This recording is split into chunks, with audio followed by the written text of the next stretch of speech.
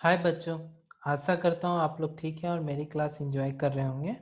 आप लोग के लिए एक गुड न्यूज़ है, मैं आप लोग को लास्ट में बताऊंगा। तो पिछले क्लास में हम लोगों ने चैप्टर 6 का सब कुछ डिस्कस किया था। लेट्स एक्सेस और क्वेश्चन। आज हम लोग वर्ड वाइज ग्रामर टाइम और बी क्रिएटिव देखेंगे। आप लोग को मैं बता देता हूँ कि आप लोग को बी क्रिएटिव एग्जाम में पूछा नहीं जाएगा। आप लोग को सिर्फ लेट्स एक्सेस, वर्ड वाइज और ग्रामर टाइम से पूछा जाएगा। बी क्रिएटिव आपके थिंकिंग को इम्प्रूव करने के लिए होता है। आपको वो पढ़ना और समझना है, वो एग्जाम में नहीं आएगा। आप लोग को रिमेम्बर नहीं करना है, आप लोग को बी क्रिएटिव सिर्फ पढ़ना और समझना है। ठीक है, तो चलिए वर्ड वाइज देखते हैं हम लोग। ई में make sentences using the following words. First में पैलेस मतलब महल, the palace is beautiful. Second में किंगडम, किंगडम मीन्स राज। There are many crows in the kingdom, kingdom में बहुत सारे कौवे हैं। मोमेंट, मोमेंट मीन्स पल। Before speaking thought for a moment, बोलने के पहले कुछ पल के लिए सोच लेना चाहिए। फोर्थ में विजिटिंग, विजिटिंग मीन्स यात्रा करना, घूमने जाना। तो some crows are visiting the garden, कुछ कौवे गार्डन विजिट कर रहे थे, घूम रहे थे, घूमने आए थे। दूसरी जगह से आने को हम लोग विजिटिंग करते हैं। 5 में प्लीज्ड मतलब प्रसन्न। Akbar was pleased with Birbal's answers, Akbar Birbal के उत्तर से प्रसन्न होते हैं। नेक्स्ट है grammar time. We can show that there is more than one of thing by adding s or es at the end of the word. हम लोग वर्ड को एक या एक से ज़्यादा दिखाने के लिए हम लोग वर्ड के लास्ट में एस या ईएस हम लोग ऐड कर देते हैं। वो क्या हो जाता है, सिंगुलर से प्लूरल हो जाता है। जैसे बॉयज है तो आप लोग एस लास्ट में ऐड कर देंगे तो बॉयज हो जाएगा। बॉय मीन्स एक लड़का, बॉयज मीन्स बहुत सारे लड़के। बॉय हो गया सिंगुलर, बॉयज हो गए प्लूरल। एग्जाम्पल देखिए, फॉर एग्जाम्पल बुक, एक किताब, उसमें हम लोग एस जोड़ दिए तो क्यों हो गया बुक्स। बुक्स मतलब किताबें, बहुत सारे किताब को हम लोग बुक्स कहते हैं। कार में एस ऐड किए तो हम लोग हो गया कार्स। कार्स मीन्स बहुत सारे गाड़ियां। कार मीन्स यहाँ एक कार है, यहाँ बहुत सारे कार हैं। बॉय बॉयज, लड़का लड़के।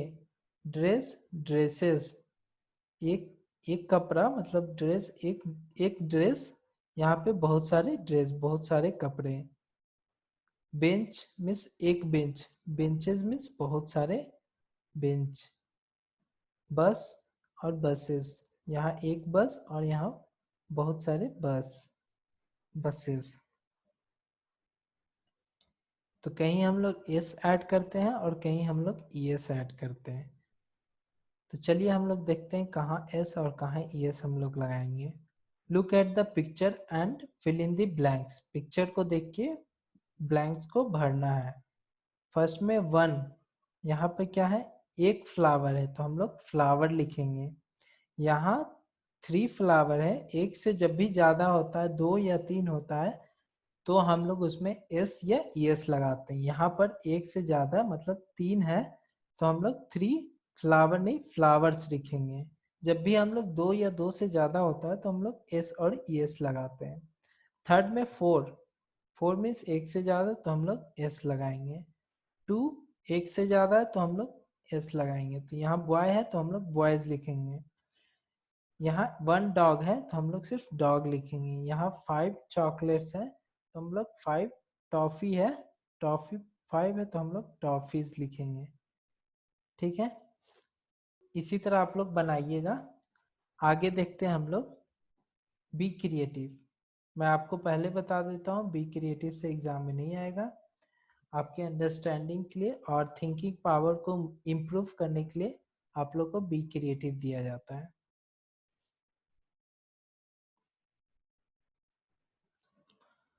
आप लोग ये स्टोरी जानते होंगे, ये स्टोरी है थर्स्टी क्रो का। एक बार एक कौवे को बहुत जोर से प्यास लगती है और उसको पानी नहीं मिलता है, तो वो पानी की तलाश में इधर उधर घूमते रहता है।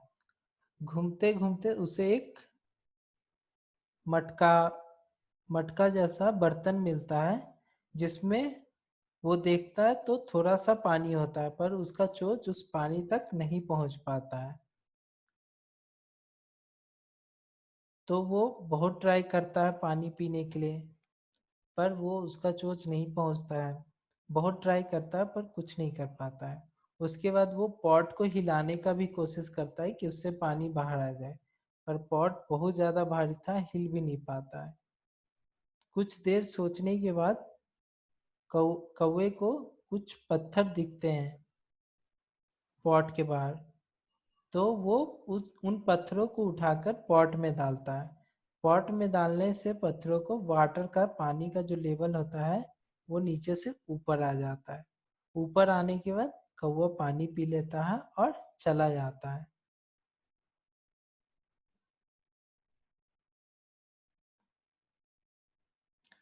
देखिए आप लोग मैं क्या लिखा हूँ। One hot day a thirsty crow flew all over the field looking for water.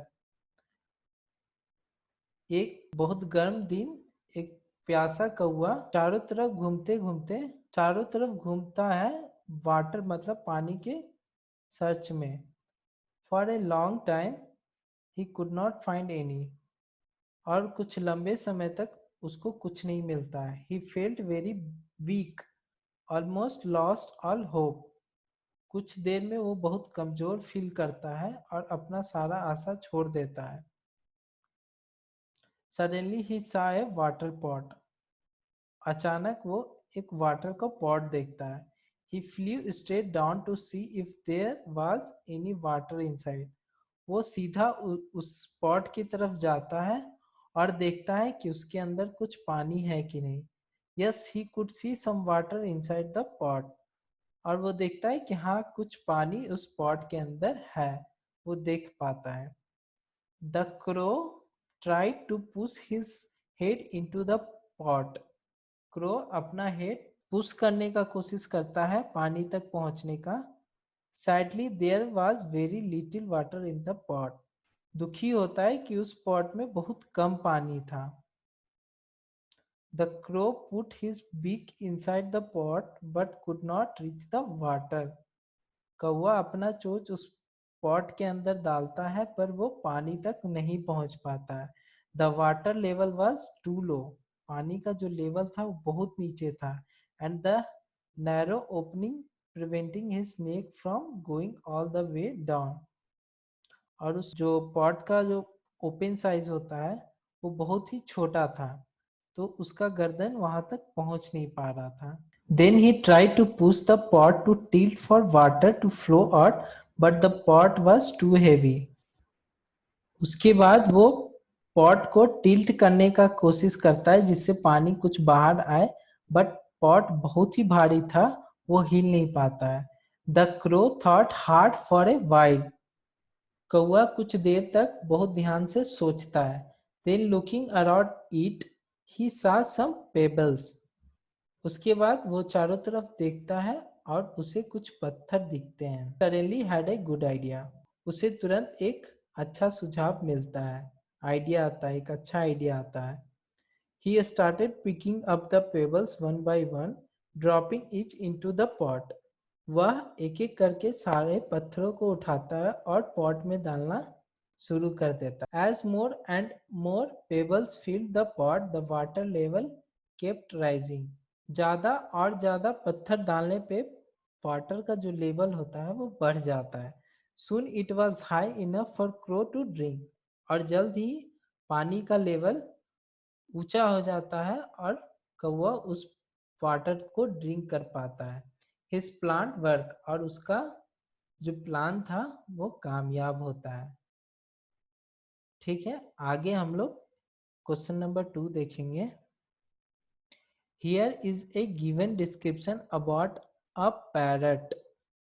यहाँ पे एक तोता का कुछ डिस्क्रिप्शन दिया हुआ है। Look at the picture and complete the passage on the parrot.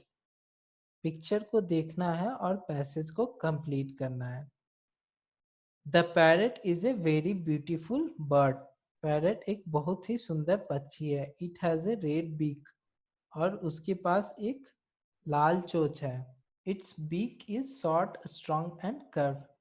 इसका चोंच छोटा मजबूत और कर्व है। आप लोग देखे होंगे तोते का चोंच होता है वो कर्व होता है, घुमा हुआ होता है। The two parts of beak are very strong and use to break fruits and seed.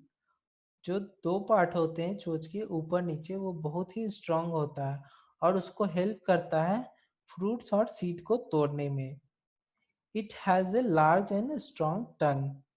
इसके पास एक लार्ज और स्ट्रॉन्ग जीभ होता है, टंग होता है। It has a strong leg and Claude feet. इसके मजबूत पैर और पंजे जो होते हैं वो बहुत ही मजबूत होते हैं। ठीक है, आपका चैप्टर 6 कंप्लीट होता है। और आप मैंने बताया था कि कुछ सरप्राइज है आप लोग के लिए, गुड न्यूज़ है।